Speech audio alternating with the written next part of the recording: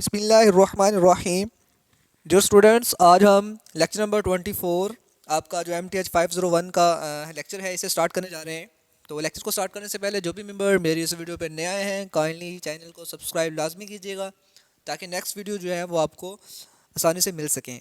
ठीक है, और वीडियो को कंप्लीट देखना है और अपनी राय का इजहार कमेंट में लाजमी देना है। तो लेक्चर हमारे पास है जी, dimension of a vector space. हम इस लेक्चर के अंदर वेक्टर स्पेस की जो डिमेंशन है उनको डिस्कस करने जा रहे हैं। ठीक है, तो इस लेक्चर के अंदर हमारा जो फोकस होगा वो डिमेंशन में होगा। तो सबसे पहले हमने वेक्टर स्पेस को जानना है कि वेक्टर स्पेस क्या होती हैं। देखें, वेक्टर हमारे पास जिसमें मैग्नीट्यूड के साथ डायरेक्शन भी होती है, और वेक्टर स्पेस में हमारे पास क्या होता है कि एक वेक्टर उसके अंदर आगे बेसिस होती हैं और बेसिस के अंदर भी एलिमेंट होते हैं।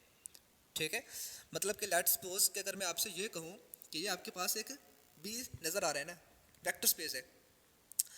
अब इसके अंदर ये जो B1 B2 B3 ये उस वेक्टर के अंदर बेसिस है और बेसिस के आगे एलिमेंट होते हैं। उन एलिमेंट को हम डिमेंशन का नाम देते हैं। ठीक है, और इसके बाद हम इनको इसी की वजह से इसमें कितने हैं, 2 हैं 3 हैं 4 हैं, उन्हीं की बेसिस पे हम आर स्क्वायर आर की पावर 2 3 जितने भी हैं वो हमारे पास यहाँ पे आ जाते हैं। ठीक है, तो एक तो आपको ये क्लियर होना चाहिए कि वेक्टर के अंदर जो बेसिस हैं उनके एलिमेंट जो होते हैं ना वही हमारे पास क्या होती हैं, उनकी डिमेंशन होती हैं, जैसे हम कार्डिनलिटी का नाम भी दे देते हैं। आप इसे थ्योरी को रीड करेंगे तो आपको यही कंसेप्ट मिलेगा। एक और चीज़ आपके पास MCQ आ सकता है जो कि मैं यहाँ पे हाईलाइट भी कर देता हूँ कि जितनी भी बेसिस होती हैं ना, जितनी भी बेसिस होती हैं आपके पास, उन तमाम के अंदर जो है डिमेंशन जो है ना वो ऑलवेज यूनिक होती है। यानी कि तमाम बेसिस के अंदर जो एलिमेंट होते हैं ना, हर बेस के अंदर जितने एलिमेंट है अगली बेस के अंदर भी उतने ही एलिमेंट होते हैं। यानी कि बेसिस के अंदर जो एलिमेंट हैं वो कार्डिनलिटी भी सेम होती है। इसकी ऊपरली लाइन भी यही बताती है कि सेम कार्डिनलिटी होती है बेसिस बेसिस के अंदर। ठीक है, तो थ्योरम हमसे ये कह रहा है कि if the vector space V has a basis B B1 B2 then any set of V containing the more than n vector must be a linear dependent. अब ये किसकी बात हो रही है जी, कि आपके अंदर जो सेट V है ना, V जो है वो डिपेंड कर रहा होता है, वेक्टर स्पेस डिपेंड कर रहा होता है, बेसिस के अंदर जो एलिमेंट हैं वो इंडिपेंडेंट होते हैं। थ्योरम नंबर 2 में हमसे क्या कहता है जी कि if the vector space V has a basis of n vector. अगर आप V वेक्टर स्पेस है उसके अंदर बेसिस है n, ठीक है, n बेसिस बेसिस जो है वो n वेक्टर रखती हैं, then every basis must be consist the same exactly n vector. जी बिल्कुल, अगर वो n वेक्टर है तो बेसिस के अंदर भी कार्डिनलिटी सेम होती है, ये हम ऊपर बात डिस्कस कर चुके हैं। Finite and infinite dimension vector space क्या होती हैं। अब देखिए स्टूडेंट्स, फाइनाइट और अनफाइनाइट नाम से जा रहे हैं। ऐसे स्पेन, अब स्पेन कैसे बनेंगे अभी हम इसको भी डिस्कस करेंगे। If the vector space V is Spain, ठीक है, या फिर हम जनरेट का भी नाम दे सकते हैं। अगर वो फाइनाइट सेट से हो रहे हैं तो फाइनाइट डिमेंशन होंगे, अगर वो अनफाइनाइट से हो रहे हैं तो अनफाइनाइट डिमेंशन होंगे। यानी कि जो जनरेटर या स्पेन होगा ना आपका सेट का, अगर वो बनाया जा रहा है किसी फाइनाइट सेट से तो आपकी डिमेंशन भी फाइनाइट होगी। राइट, नीचे उसने कुछ नोट्स दिया हमसे जी कि dimension of a zero vector space, जैसे हमने कहा है वो हमेशा जो डिफाइन होता है वो भी जीरो होता है। एवरी फाइनाइट डिमेंशन जो है ना वेक्टर स्पेस के अंदर, हर फाइनाइट के अंदर बेसिस मौजूद होती हैं, बेसिस से ही तो वेक्टर स्पेस बनता है। ठीक है, तो स्टूडेंट मैं अब आपको ना जो है एग्जांपल नंबर 2 पे लेके आता हूँ कि any pair of a non parallel vector A B, अगर आपके पास दो वेक्टर हैं एक्स वाई प्लेन के अंदर, ठीक हो गया जी, necessarily linearly independent can be regard that basis जो है ना r square in a particular sub unit जो है ना अगर आई एंड जे हो। अब देखें आई एंड जे दो डिमेंशन आ रही हैं, इसके अंदर दो एलिमेंट आ रहे हैं, तो कन्फर्म बात है अगर ये बेसिस का एलिमेंट है तो इसकी डिमेंशन भी 2 होगी, क्योंकि आई एंड जे 2 एलिमेंट है यहाँ पे। R square is equal to कितना दे दिया उसने जी, 2 के। ठीक है इसी तरह से अगर कोई सेट 3 है वेक्टर के अंदर ए बी सी, ठीक है ना, अब क्या कह रहा है कि which will necessarily linearly independent, और ये इंडिपेंडेंट होते हैं, सेट के अंदर इंडिपेंडेंट होते हैं, सेट बजाते खुद डिपेंडेंट होता है। अब स्पेन क्या हो रहा है, R3 पे हो रहा है। अब R3 वेक्टर जो है बेसिस जो है क्या कर रही हैं कि such that vector form basis जो है वो R3 है। अब हम यहाँ पे देख सकते हैं कि जो यूनिट वेक्टर आई जे के 3 है, बेसिस से कितने एलिमेंट हैं आगे, 3, बेसिस कितने प्रोवाइड कर रही है, 3, तो जब ये एलिमेंट 3 है तो डिमेंशन 3 है। राइट, अगर हमारे पास इसी तरह से n हो E1 E2 E3 and up to so on En, तो उनके भी कुछ इस तरह से ही एलिमेंट बनेंगे। अब देखें E1 के लिए 1 0 0 0, 2 के लिए सेकंड नंबर पे आ गया 1, 3 के लिए थर्ड पे आ गया, up to so on n तक के लिए लास्ट पे आ जाएगा। इसके अंदर बहुत से जो है वो बेसिस हो सकती हैं, n जो है हमारे पास जो है, ठीक है। और ये सारी की सारी लीनियरली इंडिपेंडेंट होती हैं, जो अंदर वाली चीज़ें होती हैं, ठीक है। अब अगर हम इसमें बात करें जी नेक्स्ट इसके लीनियर कम्बिनेशन की, तो लीनियर कम्बिनेशन किस तरह से बनते हैं कि x जो है वो x1 E1 plus x2 E2, ये हमारे पास क्या होता है, इसे हम कहते हैं जी कि ये लीनियर कम्बिनेशन है। स्टैंडर्ड फॉर्म होती है किसी बेसिस की जो बनाता है वेक्टर स्पेस बेसिस और एलिमेंट के ज़रिए, जिससे स्पेन बनता है। हम इन चीज़ों को यहाँ पे डिस्कस करने जा रहे हैं अभी, ठीक है। आप इनको आसानी से समझ जाएंगे, ऐसा कोई मुश्किल नहीं है यहाँ पे। एक तो वो यहाँ पे कहता है जी कि आपके पास जितने भी n स्पेस के वेक्टर होते हैं ना, वो हमेशा उसके अंदर जो स्टैंडर्ड बेस होती है ना डिमेंशन की, वो उनमें से एक प्लस होता है। ये क्यों होता है इनको भी हम बता देंगे। चूँकि 1 x x2 x3 up to so on n तक है ना, तो अगर ये सेट हमारे पास, अगर इस बी सेट को मैं देखूँ ना पॉलिनोमियल डिग्री की देखूँ, तो इसमें 1 नंबर एक अजाफी है, बाकी x की power 1 2 3 4 up to so on n तक है ना, तो वो n + 1 बन जाता होता है। सी में कहता है जी कि आपके पास अगर 2x2 का मैट्रिक हो, रियल इंटीजर अगर हम इसमें देखें तो can be express by the linear combination को अगर हम देखें ना यहाँ पे, तो स्टूडेंट्स मैं आपसे ये चीज़ यहाँ पे शेयर करने जा रहा हूँ। देखें 2x2 का एक आपके पास मैट्रिक्स है, ये सारे 2x2 के ही मैट्रिक्स हैं। अब अगर उसमें हम कहें कि रियल एंट्रीज जो हैं एलिमेंट की U1 U2 U3 हो, अब इसमें U1 U2 U3 की अगर हम बारे में बात करें तो इसमें देखते हैं कि क्या सब अलग अलग है। अब इसमें देखूँ तो ये 2 0 नीचे आ रहे हैं, अगर बाकी 1 0 है। अब इस वाले में ये 2 0 तो वैसे ही हैं, लेकिन 1 0 का 0 1 हो गया। अब इसमें थोड़ी सी डिफरेंट आ जाता है। अब ये वाला पे 0 ऊपर है, अगले वाले पे भी 0 ऊपर है, लेकिन नीचे वाला 1 0 एंड 0 1, तो ये 4 अलग अलग हमारे पास हैं, ठीक है। अब ये फिक्स वैल्यू है, ठीक है। बेसिस के अंदर ये फिक्स होती हैं वैल्यू, और ये लीनियर इंडिपेंडेंट होती हैं। जो अंदर की वैल्यू होती हैं, उनके जो अंदर एलिमेंट की वैल्यू होती है ना आपके पास, ये हमेशा लीनियर इंडिपेंडेंट होती है 2x2 के लिए, ठीक है, कम्बिनेशन के हिसाब से। तो इसको अगर हम देखें तो ये 4 सेट बनाए जा सकते हैं, तो मतलब कि इनकी डिमेंशन क्या है, 4 है, ठीक है। ये 4 सेट अलग अलग हैं, कोई किसी का मिक्सअप नहीं है। हम ऐसा नहीं कह सकते कि किसी दो को जमा करने से वो बन रहा है, या किसी दो को सब्ट्रैक्ट करने से वही बन रहा है, या किसी को मल्टीपल करूँ तो वो दूसरा ही बन जाएगा। ऐसा कुछ भी नहीं है। अगर ऐसा होगा तो वो सेट डिमेंशन में नहीं माना जाता, ठीक है। आगे उसने यहाँ पे कुछ नोट दिया है, ये मैं ऑलरेडी बात कर चुका हूँ। तो एग्जांपल नंबर 3 पे आता हूँ। जो एग्जांपल नंबर 3 में उसने कहा है कि let W be the sub space of all 2x2 matrices, और डिफाइन कर रहा है जी आपके पास कि अगर आपके पास कुछ सेट इस तरह से मौजूद हो। अब स्टूडेंट हमने यहाँ पे क्या करना है, हमने सब स्पेस फॉर ऑल द है वो डिफाइन करनी है, और डिमेंशन आपने बतानी है इसके अंदर की डिमेंशन W की कितनी है। अब स्टूडेंट क्वेश्चन बड़ा आसान है, लेकिन फोकस करना है आपने, ठीक है। तो हमारे पास एक सेट मौजूद है ए, ठीक है, और हमें A 2A - B + 3C + D = 0, ये भी हमें साथ बताया गया है। अलजेब्रिक एक्सप्रेशन जो है ना, स्पेसिफिकेशन जो है ना हमें दी गई है। हमने क्या किया जी, हमने इस वाली जो मसावा थी ना, हमने यहाँ से अगर मैं D के लिए लिखूँगा तो D बराबर क्या बन जाएगा, ये भी ज़रा के नेगेटिव का, ये पॉजिटिव का, और ये ज़रा के नेगेटिव का, यानी D = हमने एक फॉर्म बना ली है, ठीक है। यहाँ पे समझ आ रही है आपको।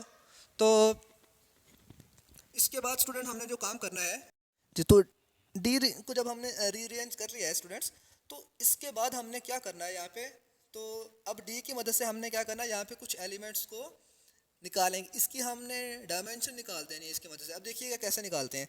हमें हमारे पास सेट ए है जो उसने हमें दिया हुआ है, ठीक है, और वो डी जो हमने वहाँ पे रीराइट करके निकाला था स्टूडेंट्स, हमने इस डी की जगह पर उसकी वैल्यू पुट कर दी, ओके। अब स्टूडेंट हमने क्या करना है, अब हमारे पास 3 चीज़ें नज़र आ रही हैं, ए बी एंड सी। मैंने ए के लिए अलग से, बी के लिए अलग से, और सी के लिए अलग से पोर्शन बना देना है। कैसे बना रहा हूँ, अब देखें जो पहला मैंने पोर्शन लिखा है ना, इसमें सिर्फ और सिर्फ मैं ए को परमिशन दे रहा हूँ। इस वाले का ए था, आ गया, इसमें था नहीं, मैंने इस वाली जगह पर क्या कर दिया, 0 को शो कर दिया। इस वाली सी वाली जगह पे क्या था, ए नहीं, तो मैंने क्या कर दिया, यहाँ पे 0 को लिख दिया। और अगर मैं इस वाले पोर्शन पे आता हूँ तो यहाँ पे क्या था, -2a, ए मौजूद था तो वो मैंने -2a लिख दिया, बाकी मैंने अभी नहीं लिखा, ठीक है। तो फिर मैंने क्या किया, फिर मैं आ जाता हूँ आगे एडिशन वाले कॉम पे, इस वाले पे आ जाता हूँ आगे में, ठीक है।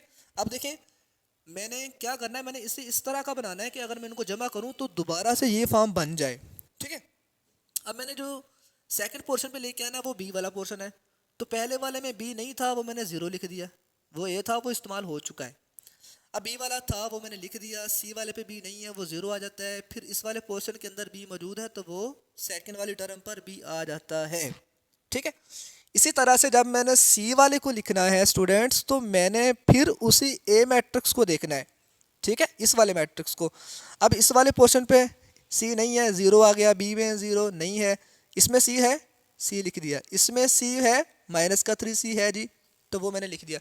इस तरह से मैं उसके कम्बिनेशन बना सकता हूँ। यहाँ पे मैंने तीन, अब अगर मैं इनको ऐड करूँगा तो दोबारा मैं उस ए वाले वेक्टर पे पहुँच जाऊँगा जो मैंने लिखा हुआ था। ठीक है, अब स्टूडेंट मैंने क्या किया, अब मैंने इसी ए को कॉमन ले लिया यहाँ से। जैसे ही मैं इस वाले में से ए कॉमन लूँगा तो 1 0 0 और माइनस का 2, इसमें से मैंने बी कॉमन ले लेना है, इसमें से मैंने सी कॉमन ले लेना है। अब सी कॉमन लेने के बाद जो भी मैट्रिक्स मेरे पास बनेंगे, कौन से बन रहे हैं स्टूडेंट्स, ये और ये। अब ये मेरे पास क्या है, A1 A2 A3।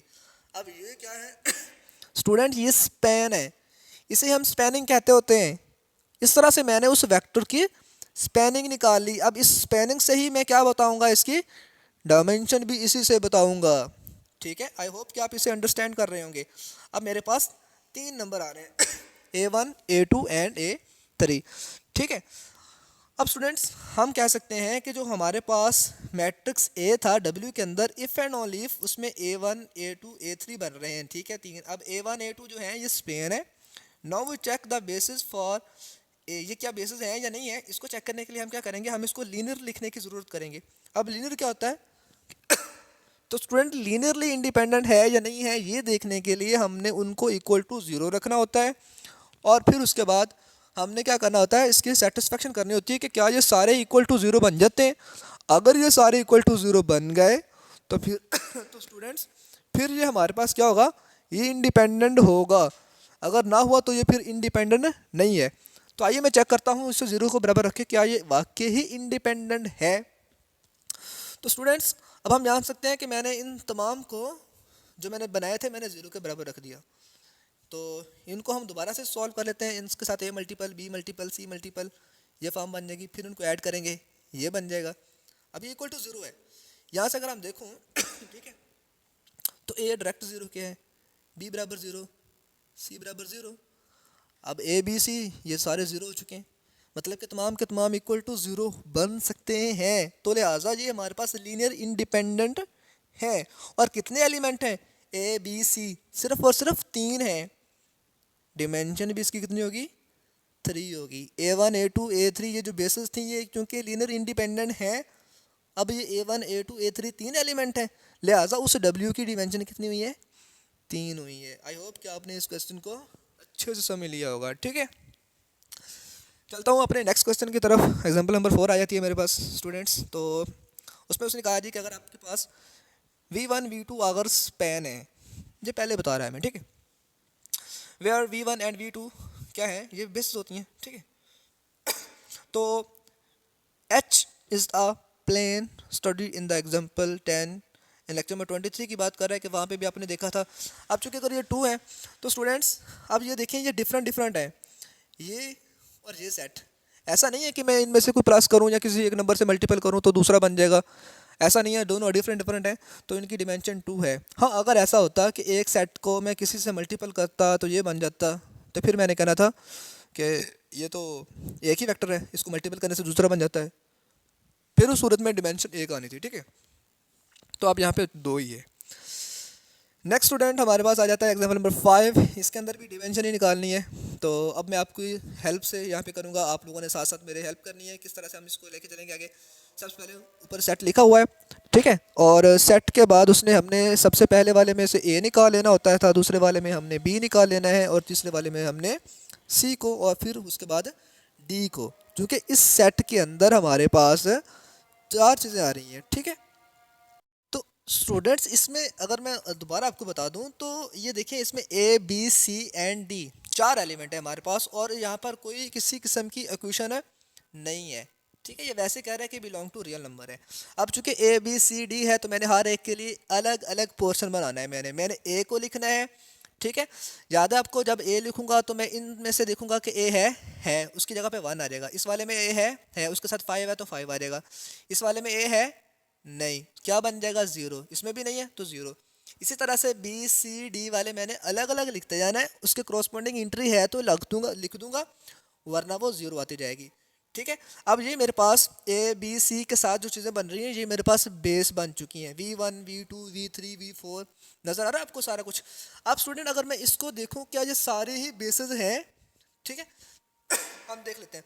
उसने कहा जी क्लियरली V1 सारी 0 नहीं है, ये भी ठीक है, और V2 is not multiply of V1, मतलब कि V1 V2 एक दूसरे का मल्टीपल नहीं है, लेकिन V3 जो है वो मल्टीपल है, कहता है V2 का।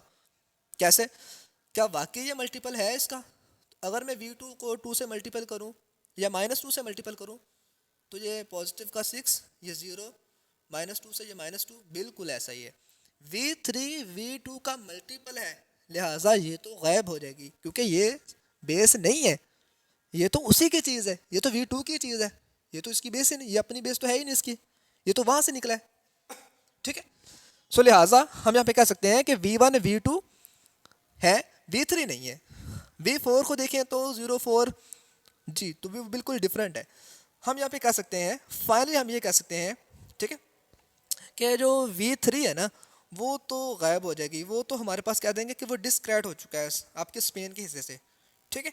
तो लीनियरली कम्बिनेशन अगर हम बनाए ना तो V1 V2 V4, अब देखिए स्टूडेंट इसमें से V3 गायब हो चुका है, क्योंकि वो स्पेन नहीं बना रहा, उसकी बेस ही नहीं है, वो बेस था ही नहीं। ठीक है। तो लिहाजा हम यहाँ पे कह सकते हैं इसमें 3 बेसिस क्रिएट हो रही है ना, तो हम यहाँ पे कह सकते हैं कि इनकी जो डिमेंशन है ना हमारे पास वो कितनी है, 3 है। ठीक है। इनकी डिमेंशन कितनी बन रही है स्टूडेंट, 3, 3 डिमेंशन बन रही है हमारे पास यहाँ पे। ठीक है। इसी तरह से अगर हम एग्जांपल नंबर 6 की बात करें तो उसने कहा है जी अगर R3 हमारे पास हो, उसको क्लासीफाई करें कुछ अलग अलग डिमेंशन के साथ। जीरो डिमेंशन सबस्पेस क्या होता है? जो जीरो स्पेस होती है हम उसे कहते हैं कि the only zero dimension subspace of R3 is zero space. 1 dimension में हमारे पास क्या आता है, एनी स्पेस जिसमें सिंगल नॉन जीरो वेक्टर हो तो वो 1 डिमेंशन आ जाता है। ठीक है। जिसमें 2 लीनियर डिपेंडेंट आ जाते हैं वो 2 डिमेंशन आ जाता है, जिसमें 3 आ जाते हैं। ठीक है। और इटसेल्फ भी होता है उसमें, तो वो हमारे पास क्या है, उसकी R3 में 3 डिमेंशन स्पेस होती है। और उसके बाद स्टूडेंट हमारे पास हम नल स्पेसेस के बारे में जानेंगे कि वो किस तरह से वर्कआउट होते हैं। तो हम इस एग्जांपल को देख लेते हैं जी कि find the basis of for all null spaces of a vector A. अब वेक्टर ए स्टूडेंट हमें पता है, हमें जो मैट्रिक्स दिया गया है ना इसके अंदर हमने नल स्पेसेस को देखना है, सोल्यूशन निकालेंगे। पहले तो हम इसको होमोजेनस रखते हुए, होमोजेनस क्या होता है जी, हमने इनको तमाम को इक्वल टू 0 रखना होता है। और ये जो हमने फॉर्म बनाई है ना, ये देखें 2 2, ठीक है। इसका स्टूडेंट आपको आइडिया होगा कि किस तरह से मैंने लिखा है इसको, मैं दोबारा बता देता हूँ कि ये किस तरह से मैंने लिखा है। तो इस 2 2 -1 2 2 -1, अब ये वाला पोर्शन 0 था तो x4 उसने लिखा ही नहीं है यहाँ पे। ठीक है। जो नहीं था वो उसने नहीं लिखा। इसी तरह तमाम तार एंट्रीज को उसने यहाँ पे फर्दर जो है वो एक्सप्लेन करके नीचे लिख दिया है। अब क्या करना है उसने, सबसे पहले तो आपको आर्गुमेंट मैट्रिक्स में रिड्यूस इचेलॉन फॉर्म का मेथड पता होगा, अगर नहीं पता तो मैं फिर बता देता हूँ। आपने सबसे पहले इचेलॉन फॉर्म बनानी होती है, उसके बाद उसको रिड्यूस इचेलॉन फॉर्म में कन्वर्ट करना होता है। इचेलॉन फॉर्म किस तरह से बनती है स्टूडेंट्स, आपने सबसे पहले आपकी जो टॉप पे एंट्री होती है ना, ये वाला पोर्शन जो है यहाँ पे 1 लेके आना होता है, और इस 1 के नीचे तमाम तार एंट्रीज को 0 करना होता है आपने उस 1 की मदद से। ठीक है। अगर ये 1 बनाने में पहले आपने 1 बनाना है, उसके बाद फिर आपने सबसे पहले नीचे क्या लेके आना है, 0 करने होते हैं। पहले ये काम करें, फिर उसके बाद मैं आपको नेक्स्ट पोर्शन बताता हूँ कि अब इसके बाद क्या करते होते हैं जी। तो देखें सबसे पहले उसने क्या कर दिया जी कि R4 और R3 को इंटरचेंज किया है। मैं आपको हिंट भी दे देता हूँ, R4 से मीन आपकी ये वाली लाइन है, ठीक है, सारी लाइन ये वाली, तो इसको इंटरचेंज किया है R2 के साथ, और R3 जो है इस वाली लाइन को इंटरचेंज किया है R1 के साथ। तो जब भी इंटरचेंज करते होते हैं बाहर माइनस आती है, तो 2 माइनस से बाहर आने से वो माइनस खत्म हो चुकी है, लिहाजा ओवरऑल कोई फ़र्क नहीं पड़ेगा। तो इस तरह हम देख सकते हैं, ठीक है, हम क्लियर कर देख सकते हैं कि आपकी जो R3 वाली लाइन थी ना, ये वाली, ये बिल्कुल टॉप पे आ चुकी है, आपकी पहली लाइन बन चुकी है। ठीक है। और आपके जो R4 पे लाइन थी ना, ये वाली, ये आपकी R2 पे बन चुकी है, बाकी उसके अकॉर्डिंग जो है वो नीचे आ चुकी हैं। ठीक है। और फिर उसके बाद क्या किया, इस स्टेप के बाद स्टूडेंट उसने हमें बताया, मैंने आपको बताया भी था कि हमने अब इस वन की मदद से, जो आपको टॉप पे नज़र आ रहा है, इसकी मदद से सारे नीचे वाले ज़ीरो करने हैं।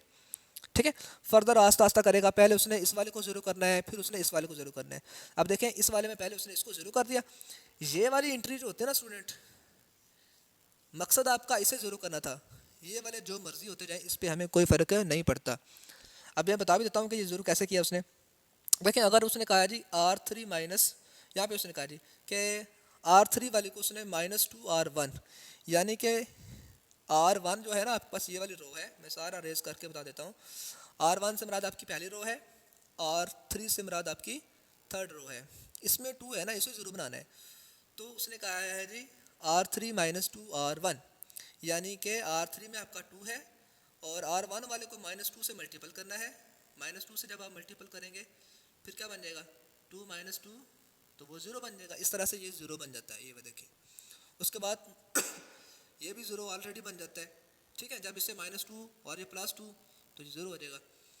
और -2 से मल्टीपल करेंगे -4, ठीक है, तो वो माइनस माइनस प्लस हो जाएगा, प्लस का 4 -1, तो वो पॉजिटिव का 3 बनेगा। मतलब इस तरह से ये लाइन जो है वो रीअरेंज हो जाती है, लेकिन ये ज़ीरो बन गया आपका। ठीक है, बाकी जो मर्जी उसके करस्पॉन्डिंगली एंट्री चेंज हो जाती है। उसके बाद उसने नीचे वाले को ज़ीरो करने के लिए उसने बताया R3 - 3R2। अब स्टूडेंट उसने क्या करना है, उसने अभी इसको ज़ीरो नहीं किया। ठीक है, उसने इस वाले को भी ज़ीरो नहीं किया, तो इसको भी आप साथ ही ज़ीरो कर लें, नो डाउट। तो इसे आपने लास्ट में भी ज़ीरो करना होता है। लेकिन उसने यहाँ पे किया क्या है, उसके बाद असल आपका जो पर्पज़ होता है ना, मैं आपको बता दूं कि असल आपका पर्पज़ यहाँ पे जो क्या है, वो ये होता है कि आपने ये वाला वन बनाने के बाद, जो मैंने आपको बताया था, उसके बाद आपके पाइवट एलिमेंट जो है ना वो यहाँ पे आ चुका है, सेकंड रो का। ठीक है, अब आपने क्या करना है, इसके नीचे वालों को ज़ीरो करना है, इसके नीचे वालों को ज़ीरो करना होता है। ठीक है, जब इनको नीचे वालों को ज़ीरो करेंगे तो उसके बाद फिर आप इस वाले रो में देखेंगे कि कहाँ पे जाके वन मिलता है। असल में अगर हम सिंपल लफ्ज़ में आपको समझाऊं तो इसके बाद इसे ही वन बनाना था, लेकिन ये ज़ीरो हो चुका था, इस वजह से मैंने इसको वन बनाना है। फिर इसकी मदद से अब मैंने ये वाले ज़ीरो करने हैं। अगर ये वन बन जाता, ठीक है, तो इसकी मदद से मैंने ये वाले ज़ीरो करने होते थे। ठीक है, तो ये नेक्स्ट लेक्चर आने वाला रैंक वाला, उसमें मैं आपको डिटेल से बता दूंगा। ठीक है, तो कि किस तरह से हम इसे इचलॉन फॉर्म में कन्वर्ट करते हैं।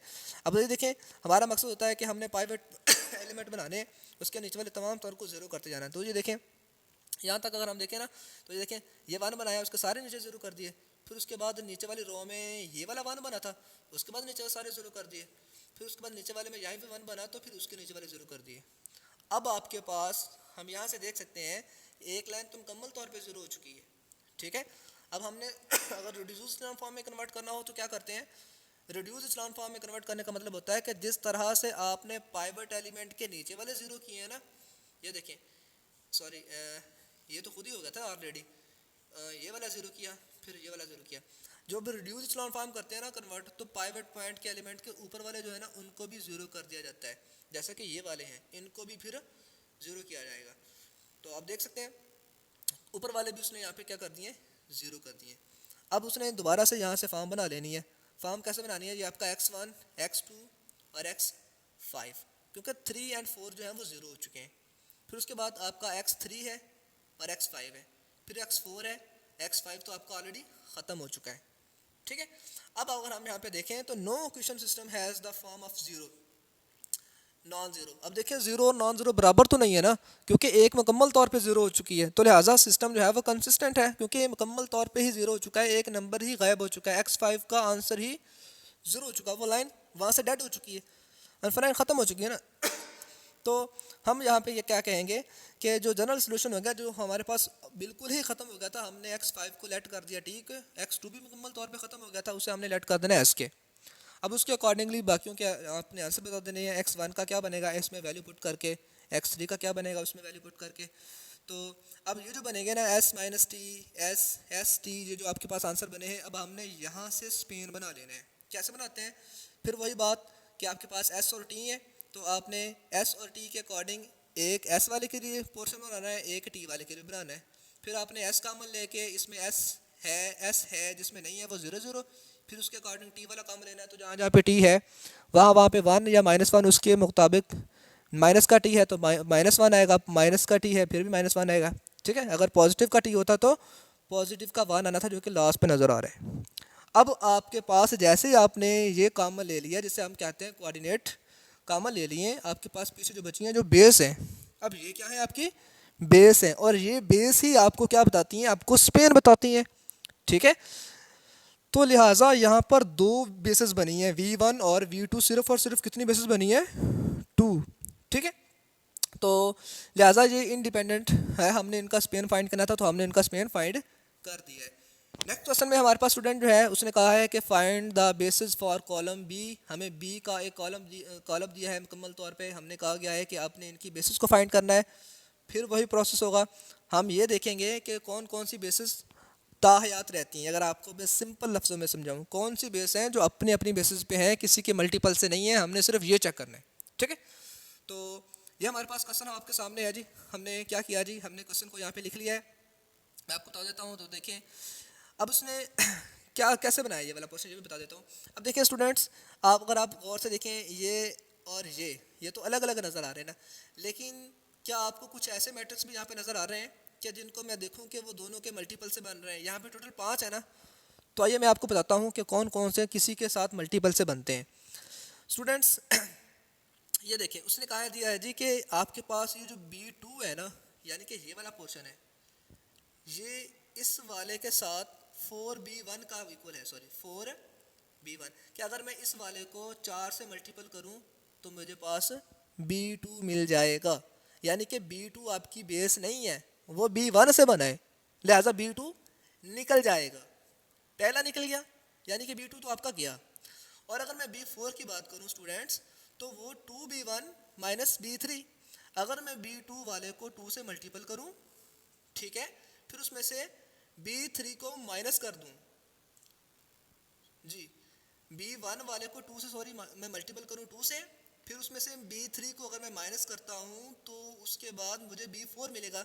कैसे, इसको मैं मल्टीपल करूंगा तो 2 बन जाएगा, तो 2 में से क्या निकालूंगा स्टूडेंट में, 3 को निकालना है, तो 2 में से 0 निकालूंगा, 2 बन जाएगा, ठीक है। फिर इस तरह से नीचे वाले जितने भी 0 हैं, इसको मैं अगर 0 से मल्टीपल करके अगर मैं उसमें -1 करूँगा 1, तो वो हमारे पास क्या बन जाएगा, माइनस का 1 बन जाएगा। तो हम देख सकते हैं कि ये जो आपके पास नंबर 4 पे है ना, B4 पे, वो भी आपके पास क्रिएटिव है, किसी से बना हुआ है, अपना नहीं है इसका सारा, ठीक है, सारा कुछ। तो लिहाजा हम कह सकते हैं कि आपके पास जो B2 वाली रो है और आपके पास जो B4 वाली रो है, ये ख़त्म हो जाएंगी, क्योंकि ये किसी दो को मिलाने से बन रही है, ठीक हो गया। तो स्टूडेंट्स यहाँ पे क्या होगा, ये यहाँ से गायब हो जाएंगे। इसके बाद हमारे पास जो 3 चीज़ें बचेंगी, तो हम यहाँ पे कह देंगे कि अब जो चीज़ें बची हैं ये हमारे पास बेसिस हैं। सो हम यहाँ पे कह सकते हैं कि ये रियल है, और बाकी जो हैं वो ख़त्म हो चुकी हैं। बाकी आप इसे पढ़ेंगे तो आपको समझ आ जाएगी। तो बिल्कुल इसमें भी ऐसे ही आपने चेक करना है कि कौन किस से बन रहा है, आपको ये सारा कुछ यहाँ पे लिखा हुआ है, मेथड मैंने आपको बता दिया है। तो अब आपने स्टूडेंट इन पे प्रैक्टिस खुद करनी है, इस पर भी आपने वैसे ही फोकस करना है। कंसेप्ट मैंने आप लोगों को दे दिया है कि किस तरह से आप स्पैन को चेक करते हैं और किस तरह से आप ये ढूंढते हैं कि कौन कौन किस चीज़ से बन रहा है। इससे फिर आपको जो है वो काफ़ी हद तक समझ आ जाती है, ठीक है। बाकी ये सारे प्रोसीजर वही चल रहे हैं अब जो मैंने आपको बता दिया स्टेप। ये बेसिस कम्बिनेशन बिल्कुल सारे उसी बेस पे चल रहे हैं, आपने इसे इचेलॉन फॉर्म में कन्वर्ट करना है। फिर आपने देखना है कौन कौन बेसिस किस किस से बन रही है। तो उसने यहाँ पे इस कंसेप्ट इस क्वेश्चन के अंदर उसने ये बता दिया। देखें V1 W1 W2 W4 है ना, यकीनन ये जो W3 एंड W5 है ना, ये किसी दो के कम्बिनेशन से बन रही है, जिसकी वजह से यहाँ पे ये गायब हो जाती है। और नेक्स्ट क्वेश्चन पे भी आपने खुद प्रैक्टिस करनी है स्टूडेंट्स। अगर कोई प्रॉब्लम होगी तो ज़रूर आप मुझसे पूछिएगा, ठीक है। आप और डिमेंशन निकालने के लिए फिर वही प्रोसीजर होता है। तो आई होप के ये लेक्चर के बाद एक्सरसाइज शुरू हो जाती है। तो अगर आपको लेक्चर अच्छा लगे तो आपने लाजमी अपने कमेंट में बताना है। All the best.